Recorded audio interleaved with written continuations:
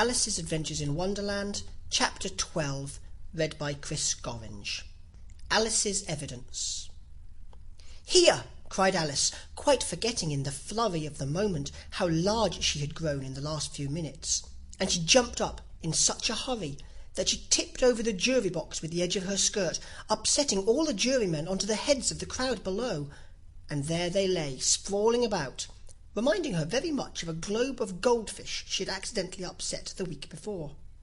"Oh, I beg your pardon!" she exclaimed in a tone of great dismay, and began picking them up again as quickly as she could, for the accident of the goldfish kept running in her head, and she had a vague sort of idea that they must be collected at once and put back into the jury box, or they would die. "The trial cannot proceed," said the king in a very grave voice, "until all of the jurymen are back in their proper places. All," he repeated with great emphasis, looking hard at Alice as he said so. Alice looked at the jury box and saw that, in her haste, she had put the lizard in head downwards, and the poor little thing was waving its tail about in a melancholy way, being quite unable to move. She soon got it out again and put it right. "Not that it signifies much," she said to herself. "I should think it would be quite as much use in the trial one way up as the other." As soon as the jury had a little recovered from the shock of being upset, and their slates and pencils had been found and handed back to them, they set to work very diligently to write out a history of the accident, all except the lizard, who seemed too much overcome to do anything but sit with its mouth open, gazing up into the roof of the court. "What do you know about this business?" the king said to Alice. "Nothing," said Alice. "Nothing whatever?" persisted the king. "Nothing whatever," said Alice. "That's very important," the king said, turning to the jury. They were just beginning to write this down on their slates, when the white rabbit interrupted.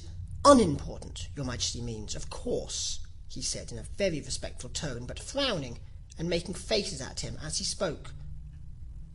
"Unimportant, of course, I meant," the king hastily said, and went on to himself in an undertone. "Important, unimportant, unimportant, important," as if he was trying which word sounded best. Some of the jury wrote it down important, and some unimportant. Alice could see this, as she was near enough to look over their slates, but it doesn't matter a bit, she thought to herself. At this moment the king, who had been for some time busily writing in his notebook, cackled out, "Silence!" and read out from his book, "Rule 42. All persons more than a mile high to leave the court." Everybody looked at Alice. "I'm not a mile high," said Alice. "You are," said the king. "Nearly 2 miles high," added the queen. "Well, I shan't go, at any rate," said Alice. "Beside, that's not a regular rule. You invented it just now." "It's the oldest rule in the book," said the king. "Then it ought to be number 1, said Alice. The king turned pale and shut his notebook hastily. "Consider your verdict," he said to the jury, in a low, trembling voice. "There's more evidence to come yet, please your majesty," said the white rabbit, jumping up in a great hurry. "This paper has just been picked up." "What's in it?" said the queen. "I haven't opened it yet," said the white rabbit, "but it seems to be a letter written by the prisoner to somebody." "It must have been that," said the king, "unless it was written to nobody, which isn't usual, you know." "Who is it directed to?" said one of the jurymen. "It isn't directed at all," said the white letter. "In fact, there's nothing written on the outside." He unfolded the paper as he spoke and added, "It isn't a letter after all. It's a set of verses." "Are they in the prisoner's handwriting?" asked another of the jurymen. "No, they're not," said the white rabbit, "and that's the queerest thing about it." The jury all looked puzzled. "He must have imitated somebody else's hand," said the king. The jury all brightened up again. "Please your majesty," said the knave, "I didn't write it, and they can't prove I did. There's no name signed at the end." "If you didn't sign it," said the king, "that only makes the matter worse. You must have meant some mischief, or else you'd have signed your name like an honest man." There was a general clapping of hands at this. It was the first really clever thing the king had said that day. "That proves his guilt," said the queen. "It proves nothing of the sort," said Alice. Why, you don't even know what they're about." "Read them," said the king. The White Rabbit put on his spectacles. "Where shall I begin, please your majesty?" he asked. "Begin at the beginning," the king said gravely, "and go on till you come to the end, then stop." These were the verses the White Rabbit read. "They told me you had been to her, and mentioned me to him. She gave me a good character, but said I could not swim. He sent them word I had not gone. We know it to be true. If she would push the matter on, what would become of you? I gave her 1, they gave him 2, you gave us 3 or more. They all returned from him to you, though they were mine before. If I or she should chance to be involved in this affair, he trusts to you to set them free, exactly as we were. My notion was that you had been, before she had this fit, an obstacle that came between him and ourselves and it. Don't let him know she liked them best, for this must ever be a secret kept from all the rest, between yourself and me." "That's the most important piece of evidence we've heard yet," said the king, rubbing his hands. "And now let the jury—" "If any one of them can explain it," said Alice. She had grown so large in the last few minutes that she wasn't a bit afraid of interrupting him. "I'll give him 6pence. I don't believe there's an atom of meaning in it." The jury all wrote this down on their slates. She doesn't believe there's an atom of meaning in it.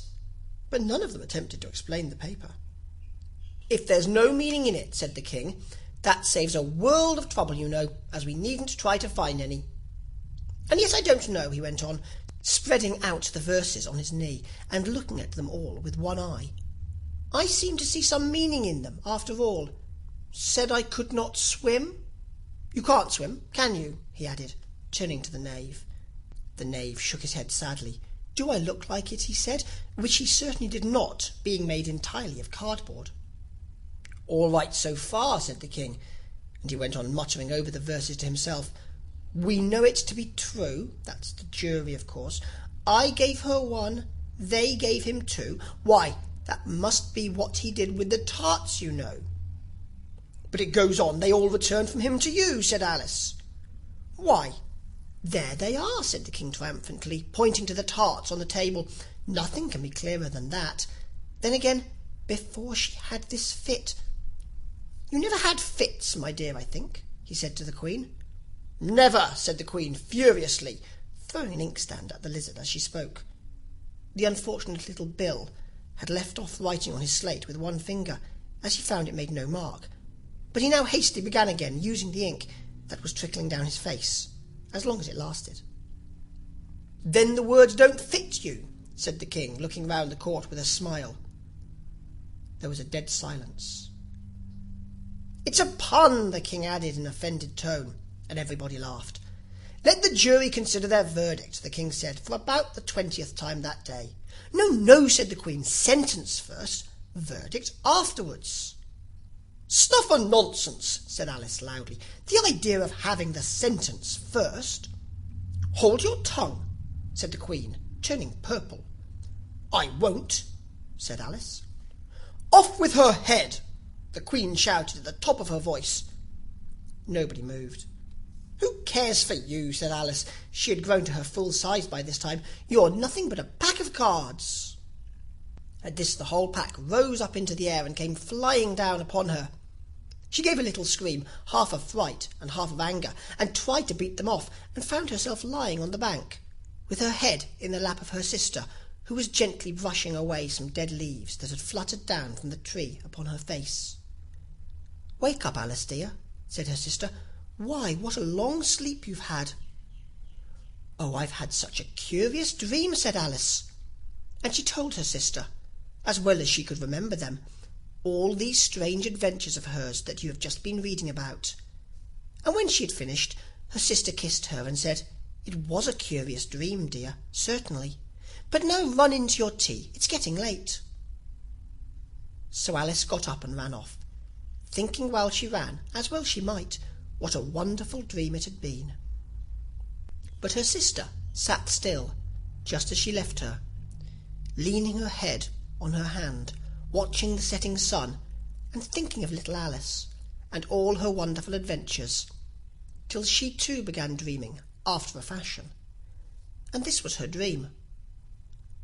First she dreamed of little Alice herself, and once again the tiny hands were clasped upon her knee, and the bright, eager eyes were looking up into hers, and she could hear the very tones of her voice, and see that queer little toss of her head to keep back the wandering hair that would always get into her eyes. And still, as she listened, or seemed to listen, the whole place around her became alive, the strange creatures of her little sister's dream. The long grass rustled at her feet as the white rabbit hurried by. The frightened mouse splashed his way through the neighbouring pool. She could hear the rattle of the teacups as the March Hare and his friends shared their never-ending meal, and the shrill voice of the Queen ordering off her unfortunate guests to execution. Once more the pig baby was sneezing on the Duchess's knee, while plates and dishes crashed around it.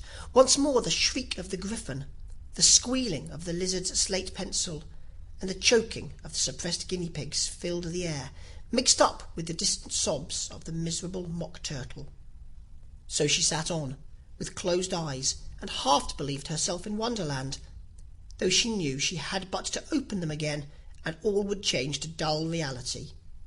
The grass would be only rustling in the wind, and the pool rippling to the waving of the reeds. The rattling teacups would change to tinkling sheep bells, and the Queen's shrill cries to the voice of the shepherd boy. And the sneeze of the baby, the shriek of the griffin, and all the other queer noises would change, she knew, to the confused clamour of the busy farmyard, while the lowing of the cattle in the distance would take the place of the mock turtle's heavy sobs. Lastly, she pictured to herself how this same little sister of hers would, in the after-time, be herself a grown woman, and how she would keep, through all her riper years, the simple and loving heart of her childhood, and how she would gather about her other little children, and make their eyes bright and eager with many a strange tale, perhaps even with the dream of Wonderland of long ago, and how she would feel with all their simple sorrows, and find a pleasure in all their simple joys, remembering her own child life and the happy summer days. This is the end of Alice's Adventures in Wonderland.